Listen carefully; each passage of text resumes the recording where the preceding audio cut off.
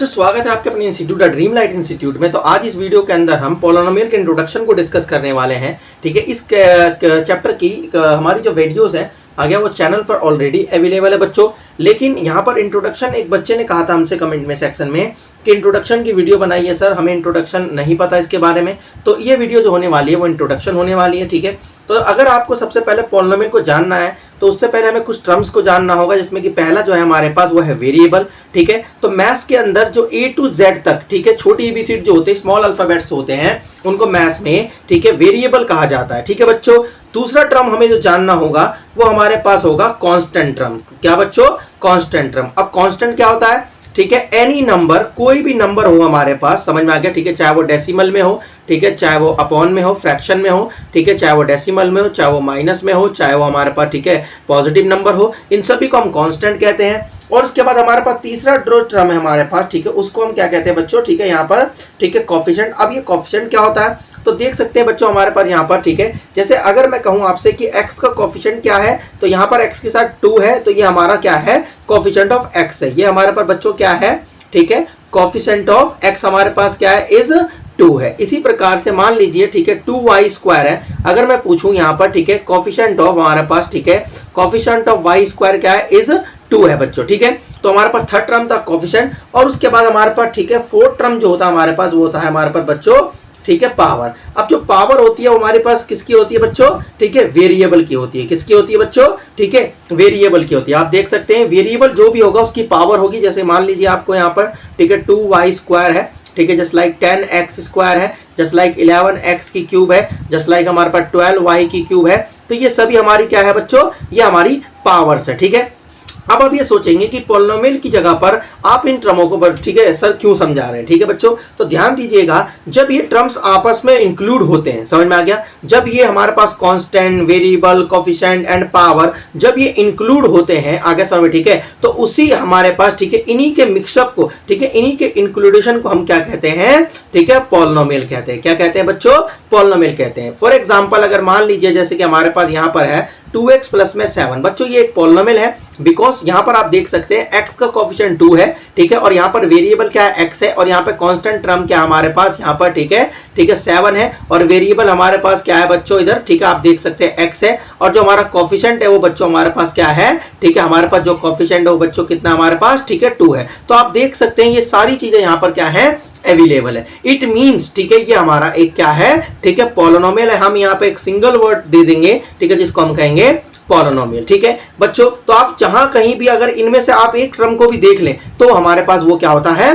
Polynomial होता है। अब पॉलिनोमियल की शर्त ये है, आगे समझ में, ठीक है, कि पॉलिनोमियल के आगे कभी भी इक्वल टू का साइन बच्चों नहीं हो सकता। ठीक है बच्चों, देख सकते हैं आप यहाँ पर हमारे पास क्या है? ठीक है, यहाँ पर इक्वल टू का साइन नहीं था, ठीक है, तो ये हमारा पॉलिनोमियल है। लेकिन अगर मान लीजिए यहाँ पर इक्वल टू का साइन है तो ये हमारे पास अब जो है ये पॉलिनोमियल नहीं है बच्चों, ये हमारे पास बन जाएगी, हमारे पास यहाँ पे ये क्या है?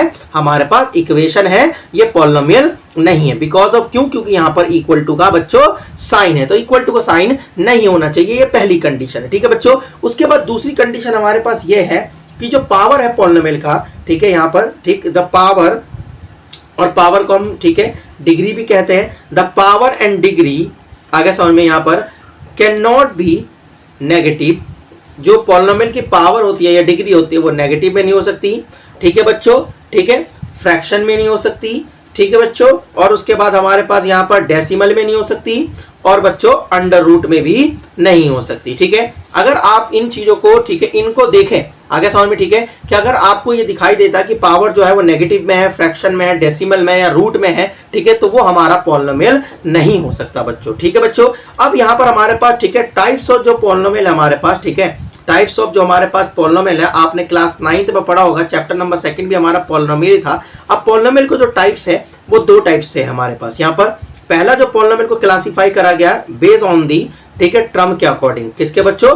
बेस्ड ऑन दी टर्म के अकॉर्डिंग यहाँ पे क्लासिफाई करा गया है। और दूसरा जो क्लासिफाई करा गया बेस्ड ऑन दी, ठीक है बच्चों, यहाँ पर हमारे पास, ठीक है, पावर, या फिर हमारे पास यहाँ पर, ठीक है, डिग्री के अकॉर्डिंग यहाँ पर क्लासिफाई करा गया। ठीक है बच्चों, देन उसके बाद बात करते हैं यहाँ पर बेस्ड ऑन, ठीक है, टर्म या डिग्री की बात करें तो पहला जो पॉलिनोमियल होता है हमारे पास यहाँ पर, ठीक है, लीनियर, ठीक है, पॉलिनोमियल हमारे पास। कौन सा पॉलिनोमियल बच्चों? यहाँ पर, ठीक है, लीनियर पॉलिनोमियल है। और दूसरा हमारे पास यहाँ पे बच्चों कौन सा पॉलिनोमियल होगा हमारे पास? ठीक है, क्वाड्रेटिक ठीक है हमारे पास यहाँ पे क्या होगा, ठीक है पॉलिनोमियल होगा। और हमारे पास तीसरा जो पॉलिनोमियल होगा हमारे पास होगा वो, ठीक है हमारे पास यहाँ पर, ठीक है क्यूबिक, ठीक है बच्चों पॉलिनोमियल होगा। ठीक है बच्चों यहाँ पर, ठीक है हमारे पास, ठीक है जो पहला होगा वो लीनियर पॉलिनोमियल होगा, दूसरा हमारे पास होगा क्वाड्रेटिक पॉलिनोमियल, तीसरा होगा हमारे पास क्यूबिक पॉलिनोमियल। ठीक है, अब बेस्ड ऑन टर्म की अगर मैं बात करूं तो बेस्ड ऑन टर्म को हम अभी डिस्कस नहीं करेंगे क्योंकि ये क्लास 10th में नहीं है। ठीक है, अब बात करते हैं बेस्ड ऑन पावर। तो बेस्ड ऑन पावर के अकॉर्डिंग, ठीक है हमारे पास पॉलिनोमियल, ठीक है तीन टाइप के होते हैं, लीनियर पॉलिनोमियल, क्वाड्रेटिक पॉलिनोमियल और क्यूबिक पॉलिनोमियल। लीनियर पॉलिनोमियल वो होते हैं जिनकी पावर बच्चों कितनी हो, ठीक है 1 हो। ठीक है, और क्वाड्रेटिक पॉलिनोमियल वो पावर, ठीक है पॉलिनोमियल होता है जिसकी पावर कितनी हो बच्चों, ठीक है हमारे पास 2 हो। और क्यूबिक पॉलिनोमियल वो पॉलिनोमियल होता है जिसकी पावर बच्चों कितनी होनी चाहिए, आगे समझ में, ठीक है कितनी हो हमारे पास, ठीक है कितनी हो 3 हो बच्चों। ठीक है, तो अब बात करते हैं मैंने आपको ये सब क्यों बताया। ठीक है, क्लास 10th में जो हमारे पास चैप्टर नंबर 2 है उसके अंदर हम सिर्फ एक ही टाइप के पॉलिनोमियल को डिस्कस करेंगे और उसका नाम जो है हमारे पास वह है क्वाड्रेटिक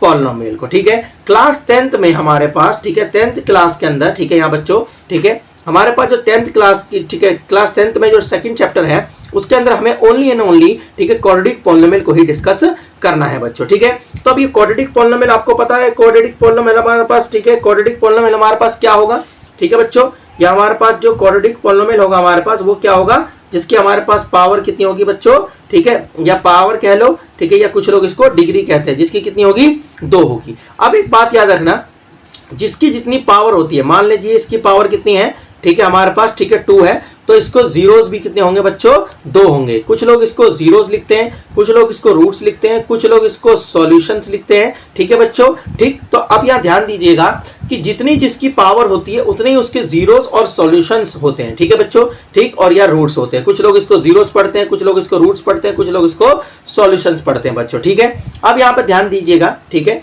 अब हमारे पास जो ये हमारे पास, ठीक है जीरोस होंगे, ये होता क्या है, ठीक है कि जीरो जो होती है वो एक ऐसी वैल्यूज होते हैं, रूट्स और सॉल्यूशन जो होंगे ऐसी वैल्यूज होंगी, ठीक है जिन वैल्यूज को उस पॉलिनोमियल में अगर आप पुट करते हैं तो उस पॉलिनोमियल की टोटल वैल्यू क्या हो जाएगी, 0 हो जाएगी। उसे हम कहते हैं, उन वैल्यूज को क्या कहते हैं, जीरोस बच्चों। ठीक है, तो बच्चों अभी हमने देखा, ठीक है कि जीरोस यहाँ पर हमारे पास कितने होंगे बच्चों, ठीक है ठीक, यहाँ पर हमारे पास 2 होंगे क्योंकि इसकी पावर कितनी है बच्चों, ठीक है 2 है, तो इसके जीरोस भी कितने होंगे, ठीक है यहाँ पर 2 होंगे। अब वो जीरोस कौन से होंगे, ठीक है, तो हमने पहले जीरोस को मान लिया, ठीक है यहाँ पर बच्चों अल्फा, और दूसरा जीरोस को हमने मान लिया यहाँ पर बीटा। ठीक है बच्चों, पहले जीरोस को हमने माना अल्फा और दूसरे बीटा को, ठीक है जीरोस को माना हमने, ठीक है बीटा। ठीक है, अब यहाँ से अल्फा और बीटा जो है हमारे से ये क्वाड्रेटिक पॉलिनोमियल के जीरोस है, सॉल्यूशंस है, रूट्स है बच्चों। ठीक है, अब यहाँ पर हमारे पास क्या होगा, ठीक है कि जो अल्फा बीटा है, ठीक है हमारे पास, अब क्या करेंगे हम यहाँ पर, ठीक है एक कॉमन सी चीज है,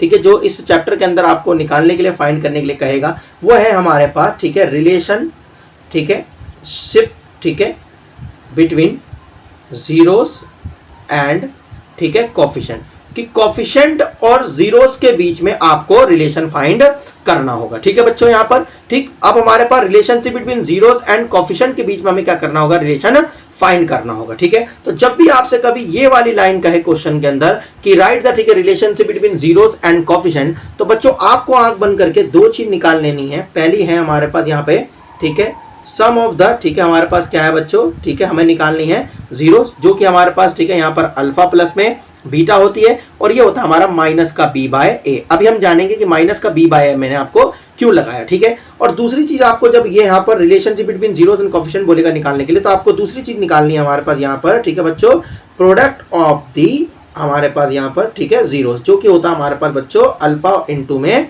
बीटा, और वो होता है हमारे पास c बाय ए। अब ये हमारे पास c बाय ए और b बाय ए का खेल क्या है, ठीक है बच्चों, तो इसको समझेंगे यहाँ पे हमारे पास। ठीक है, आप जानते हैं, ठीक है मैं आपको बता दूं कि जो जर्नल फॉर्म होती है हमारे पास, ठीक है द जर्नल, ठीक है फॉर्म ऑफ क्वाड्रेटिक, ठीक है हमारी, ठीक है पॉलिनोमियल, जो क्वाड्रेटिक पॉलिनोमियल है उसकी जो जर्नल फॉर्म होती है बच्चों, वो होती है हमारे पास, ठीक है ax² प्लस में bx प्लस में c। ये हमारे पास क्या है बच्चों, जर्नल फॉर्म है। एग्जाम्पल के लिए अगर मैं आपको बताऊं, ठीक है मान लीजिए कोई क्वाड्रेटिक पॉलिनोमियल है, तो वो इस फॉर्म में होना चाहिए ax² प्लस में bx प्लस में c, कि पहले x² वाला आना चाहिए, फिर उसके बाद कोफिशिएंट वाला आना चाहिए, और लास्ट में हमारे आना चाहिए क्या है बच्चों, ठीक है, कांस्टेंट। ठीक है बच्चों, तो ये हमारा क्या है, ठीक है, क्वाड्रेटिक पॉलिनोमियल है जो कि जर्नल फॉर्म में है। ठीक है, तो जब भी आप कभी sum of the zeros and product of the zeros को फाइंड करेंगे, ठीक है, तो यहां पर आपको करना क्या है, जब आप अल्फा और बीटा को जब सम करेंगे, ठीक है, आपका आंसर सही है या गलत है आप चेक कर सकते हैं। कैसे कर सकते हैं, ठीक है,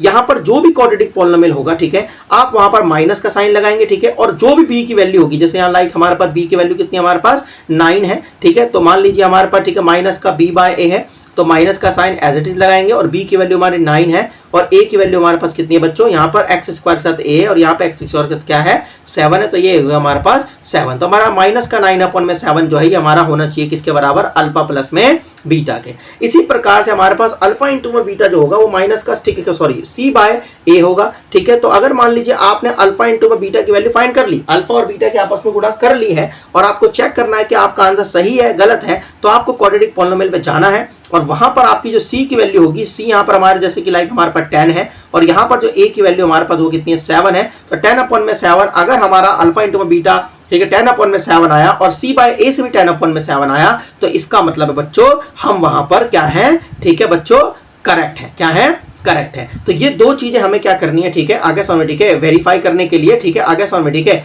वेरीफाई करने के लिए दी होती है। ठीक है, वैसे तो आप इन दोनों से ही आंसर निकाल सकते हैं, लेकिन आप वेरीफाई कर सकते हैं अपने आंसर को कि आप सही हैं या गलत है बच्चों। ठीक है, और उसके बाद हमारे पास जो लास्ट पॉइंट है वो हमारे पास ये है कि हमारे पास एक क्वेश्चन और आता है कि यहां पर बोलता है, ठीक है, making the quadratic polynomial, quadratic polynomial को कैसे बनाया जाता है बच्चों। ठीक है, तो जब क्वाड्रेटिक पॉलिनोमियल को बनाने के लिए आपको बोलेगा तो वहां पर आपके साथ एक फॉर्मूला यूज होगा, वो होगा एक्स स्क्वायर माइनस का अल्फा प्लस में बीटा एक्स और प्लस में अल्फा इंटू में बीटा। ये हमारा कॉमन फॉर्मूला है जो यूज होगा क्वाड्रेटिक पॉलिनोमियल को बनाने के लिए। ठीक है, एक बार मैं दोबारा बता देता हूं, मेकिंग द क्वाड्रेटिक पॉलिनोमियल, अगर क्वाड्रेटिक पॉलिनोमियल बनाना है तो यहां पर हमारे पास, ठीक है, एक इक्वेशन यूज होगी। ठीक है, एक्स स्क्वायर माइनस का अल्फा प्लस में बीटा एक्स प्लस में अल्फा इंटू में बीटा। मान लीजिए आपके पास अल्फा प्लस में बीटा की वैल्यू 7 है और अल्फा इंटू में बीटा की वैल्यू आपके पास माइनस का 5 है और आपको क्वाड्रेटिक पॉलिनोमियल बनाना है जिसके अल्फा प्लस में बीटा और अल्फा इंटू में बीटा है, गिवन है हमारे पास। ठीक है, तो यहाँ पर हम क्या करेंगे, एक्स स्क्वायर माइनस का क्या हो जाएगा अल्फा प्लस में बीटा एक्स प्लस में कितना हो जाएगा अल्फा इंटू में बीटा बच्चों। तो एक्स स्क्वायर की जगह एक्स स्क्वायर, अल्फा प्लस में बीटा की वैल्यू कितनी है हमारे पास, यहाँ पर 7 है तो 7 रखेंगे, उसके बाद एक्स लगाएंगे बच्चों। देन उसके बाद बात करेंगे हम यहाँ पर अल्फा प्लस में बीटा की वैल्यू कितनी है 7 है, 7 रखेंगे और उसके बाद प्लस, उसके बाद अल्फा इंटू में बीटा की वैल्यू कितनी है माइनस का 5 है। उसके बाद बच्चों क्या करेंगे, एक्स स्क्वायर माइनस का 7 है तो प्लस माइनस क्या हो जाएगा माइनस। ठीक है, ये हमारा वो क्वाड्रेटिक पॉलिनोमियल है जिसके अल्फा प्लस में बीटा और अल्फा इंटू में बीटा हमारे पास ये है। आई होप वीडियो आपको पसंद आई होगी। ठीक है, अगर पसंद आई तो चैनल को लाइक करें, सब्सक्राइब करें, ज्यादा